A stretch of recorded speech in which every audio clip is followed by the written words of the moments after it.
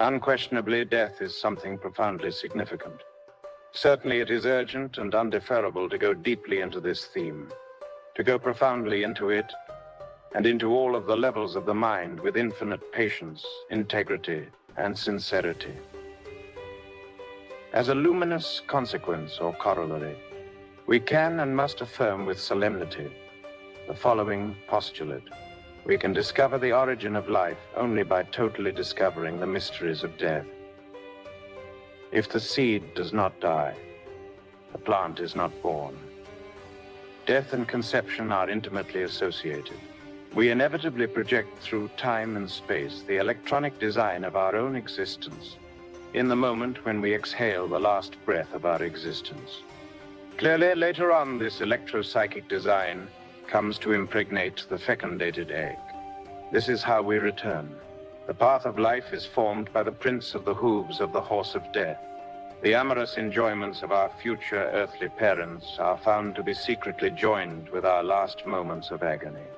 The repetition of our present life, as well as its consequences, will be the destiny that awaits us beyond death. What continues beyond the burial chamber are my attachments, my affections, my hatred. I want, I do not want, I envy, I wish, I seek revenge, I kill, I steal, I am lustful, I am anger, I am greedy, etc. The whole of this legion of I's, a true legion of demons to which personifies psychological defects, returns, comes back, and is reincorporated. To talk about one individual I would be absurd. It is better to talk with complete clarity about the pluralized I. Esoteric Orthodox Buddhism teaches that the ego is a summation of psychic aggregates.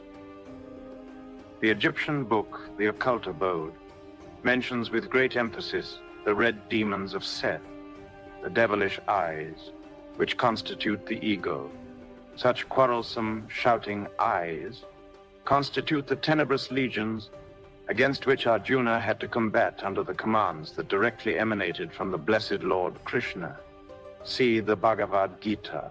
The personality does not return. The personality is a daughter of its time. It has a beginning and an end. Certainly what continues after death are a bunch of devils. We can attain immortality in the astral world. However, this is only possible by building the idol on the astral body. Many diverse authors of a pseudo-esoteric and pseudo-occultist type fall into the error of confounding the ego with the astral body. Modern metaphysical literature talks abundantly about projections of the astral body. However, we must have the courage to recognize that the aficionados of occultism project themselves with the ego in order to travel through time and space within the sublunar regions of nature. The astral body is not a necessity for physical existence. It is good to remember that the physical body fortunately has a vital depth or lingam sarira, which integrally guarantees its existence. Unquestionably, the astral body is a luxury that very few people have. The persons who are born with this splendid vehicle are rare. The sexual hydrogen Si-12 is the alchemical element, the raw water of the great work with which we can build the astral body.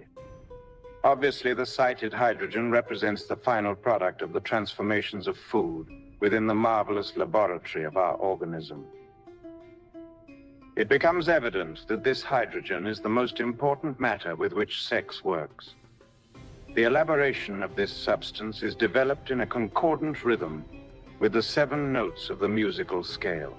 It is good to comprehend that the ENS Seminis and its peculiar hydrogen Si-12 is a seed and a fruit at the same time, to create a new life within our existing organism, to give evident form to the astral or sidereal body of the alchemists and Kabbalists factually signifies the transmutation of this portentous hydrogen in order to give it an intelligent crystallization into a superior octave. You must understand that the astral body is born from the same material, from the same substance, from the same matter from which our physical body is born. The procedures are the only difference. When the whole physical body, all the cells remain, as a way of saying, impregnated by the emanations of this matter, which is the Si-12, And when these are fully saturated, then the Si-12 matter starts to crystallize. The formation of the astral body constitutes the crystallization of this matter. Transmutation or transformation is what in alchemy is called the transition of this Si-12 matter into the state of emanation, and the gradual saturation of the whole organism with these emanations. Justly, the transformation of crude metals into fine metals, in other words, the attainment of gold from ordinary metals, is what in alchemy is denominated as the transformation of the physical body into the astral body. We can discover this esoteric procedure in sex yoga. In the Maithuna, in sexual magic, the connection of the lingam yoni phallus uterus without the ejaculation of the ens seminis. The marvelous procedures of the crystallization of hydrogen Si-12 into a superior octave will begin when we restrain desire. Obviously, nourishment is different. Unquestionably, the astral body needs its nourishment and nutrition. Since the physical body is wisely controlled by 48 laws, a fact which is scientifically demonstrated with the 48 chromosomes of the germinal cells, it becomes very clear and obvious that the hydrogen capital of the cellular body is hydrogen 48, 48. To save this specific type of hydrogen truly becomes relatively easy when we march on the path of the straight line. The surplus of hydrogen 48, or 48, is marvelously converted into hydrogen 24, 24, when we do not waste it in the physical activities of the three-dimensional world of Euclid.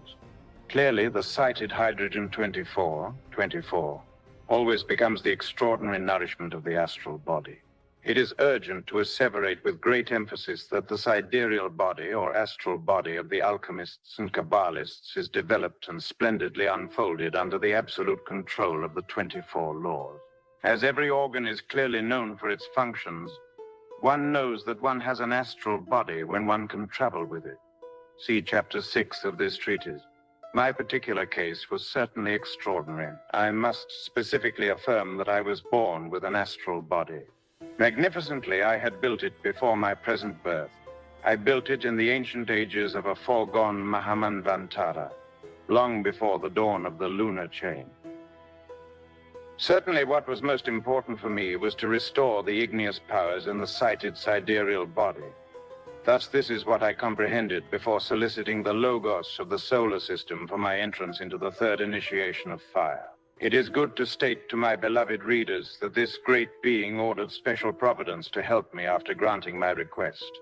From this, you can conclude that a certain specialist in the third degree of the power of the fire was granted to me. That Guru Deva accomplished his mission by directing the third igneous serpent along the medulla canal of my astral body. Light Atlantis and my insignificant person, who has no value, perceived with our sixth sense the astral specialist who was helping us during the metaphysical copulation. The awakening of the fire in the astral body is always announced in the night with a terrible bolt of lightning. Originally, the third degree of the power of the fire within such a precious vehicle possesses a very beautiful, immaculate white color. Later on, it becomes brilliant, with a very beautiful golden color within the aura of the universe. Frankly and plainly speaking, I confess that during the esoteric work with the third degree of the power of the fire, I had to live symbolically the whole cosmic drama. One who is nothing but a vile slug writhing in the mud of the earth feels moved when suddenly and without deserving sees himself converted into the central personage of such a drama, even when this is merely in a symbolic manner. After touching the atom of the Father in the magnetic field of the root of the nose, the third degree of the power of the fire then proceeds its march to the heart, a different process than the two previous serpents. Secret paths, nadis, or marvelous canals, exist between the magnetic field of the root of the nose and the heart. A certain secret path connects the root of the nose with the principal chakra, which from the center of the brain controls the cardias, or heart. The fire circulates through this path. Later on, the fire, mysteriously circulating through the Anahata Nadi, continues its march to the heart itself. To live the drama of the Christ in the astral world is without a doubt something that can never be forgotten. The diverse events of the Christic drama become displayed, while the third degree of the power of the fire is harmoniously developed and unfolded in the astral body. When the sacred fire arrives at the marvelous port of the tranquil heart, we then experience that symbolism which is intimately related with the death and resurrection of Christ. The instant in which the symbolic Longinus stabs the sacred lance, the marvelous emblem of phallic strength, into the side of the initiate is extraordinary. With such a spear, Parsifal healed the wound that was painfully burning in the side of the Kingham fortress. The leftist, tenebrous adepts, full of great hatred, attacked me when I was secretly approved by a certain sidereal potency. The Holy Sepulchre is never absent among the mysteries of the great cathedrals, and it is evident that my own could not be absent in the initiation. The moment of the initiation of Gines de Lara comes into my memory in these moments in which I write these lines. Effectively, there was no maiden from the great lineage, the daughter of the founder of the monastery, accompanying the illustrious initiate in that esoteric instant. Neither any Ome Bueno, but the master guide himself, who conduced Gines unto the Sancta Sanctorum or Aditum. There, in the center of a wealthy marble stanza of that temple, the neophyte found a magnificent sepulchre, hermetically sealed. By obeying the master, he easily lifted up the heavy lid with his own hands, and to his great surprise, he saw his own physical body. Different than Gines de Lara, I saw my own astral body in the sepulchre. I then comprehended that I must pass through the esoteric resurrection. Unquestionably, the great master mason Hiram Abiff must resurrect within us. The king is dead. Long live the king. Real, crude, legitimate, and authentic resurrection is only possible in the second mountain in these paragraphs. We are emphatically referring only to the symbolic initiatic resurrection. Before the mentioned symbolic resurrection, I had to astrally remain within the Holy Sepulchre for a period of 3 days. After the whole symbolic resurrecting process, a descent into the abode of Pluto was indispensable. I had to initiate tenebrous recapitulations within the innermost part of the earth. There, where the Florentine Dante found the city of Dis, the progressive ascent was performed slowly through all of the strata of the submerged mineral kingdom. A vivid, progressive, and ascendant scenic recapitulation was indispensable for the complete knowledge of the itself, the myself. When alluding to the dissolution of the ego, the recapitulation of ancient abysmal errors is worthwhile. To know our own psychological errors is certainly urgent and undeferable. I am a saint, I said before a group of elegant, tenebrous ladies who took seats in a magnificent abysmal hall. Those women laughed at me, willingly mocked me, and opportunely, with a certain very provocative grimace, ironically repeated, "A saint, a saint, a saint." Those sorrowful creatures were correct, because during that epoch I still did not have the ego dissolved. I was a fallen bodhisattva. It is written with flaming embers in the book of all splendors that in the abode of Pluto, truth is disguised with darkness. HPB wrote, "Demonius est Deus inversus." The initiatic ascension is symbolic and instructive. However, it is different from the logoic ascension of the third mountain. 19 days after having initiated the ascendant abysmal march, the adepts of the occult fraternity eliminated a certain coat or atomic substance similar to the flesh of the human organism from my lower abdomen. This atomic coat within the microcosmic man is like a large door that gives access into the lower abysmal depths. While this atomic element exists in individuals, the essence will remain exceedingly self-enclosed within the ego. When this atomic door is removed from the astral counterpart of the abdomen, the adepts must cure the abdominal zone. When the third degree of the power of the fire achieves the ascent and release through the superior part of the cranium, then it assumes the mystical figure of the Holy Spirit, a white dove with the head of a venerable elder. This immaculate divine creature upon the tower of the temple is lodged there in mystical lurking, joyfully awaiting the supreme instant of the initiation. Remembering ancient errors from anterior reincarnations, I had to pass through an unusual and unexpected event after the 33 days. 3 of the 4 fundamental states of consciousness had to be submitted to the ordeal of fire. To define these 4 states of consciousness is urgent for the good of our beloved readers. A. Eikasia. B. Pistis. C. Dianoia. D. Nous. The first of these 4 states is profound unconsciousness, active barbarism, infrahuman sleep, cruelty, etc. The second of these states corresponds exactly with all the reasoning processes, opinions, fanatical sectarianism, etc.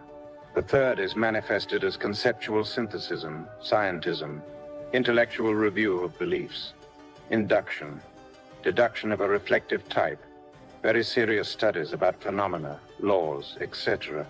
The fourth is awakened consciousness, the Turiya state, truly objective, illuminated, perfect clairvoyance, polyvoyance, etc. I emerged victorious from that difficult ordeal. Unquestionably, we must be tested many times on the path of the razor's edge. The hermetic symbolism of the cited esoteric ordeal was very interesting. 3 maidens were very serene within the fire. Victory. This was the result. I, today, in the present, am already firmly established in the Dianoetic and Noetic states. It is good to asseverate that Eikasia and Pistis were eliminated from my nature through the terrible ordeals of initiation. Then, after 37 days of having initiated abysmal reviews, I had to directly study the 12 zodiacal constellations under whose regency we evolve and devolve constantly. Each one of the 12 zodiacal constellations shines with its own peculiar tone. The astral light of the constellation of Leo is of a very beautiful golden color, and one feels inspired when contemplating it. The end of all the processes related with the Ascension is always announced by 4 angels who, turning towards the 4 cardinal points of the planet Earth, sound their trumpets. The white dove of the Holy Spirit was delivered unto me within the temple, as if saying, "Work intensely in the 9th sphere if you wish to incarnate within yourself the 3rd Logos." All of these symbolic processes of the Ascension concluded on the 40th day. The final ceremony was in the causal world. What I then felt and saw was certainly extraordinary. The great initiator in that moment was Sanat Kumara, the founder of the great College of Initiates of the Venerable White Lodge. On the altar, with the reed of 7 knots in his dexterous, potent hand, that great being shone with tremendous divinity.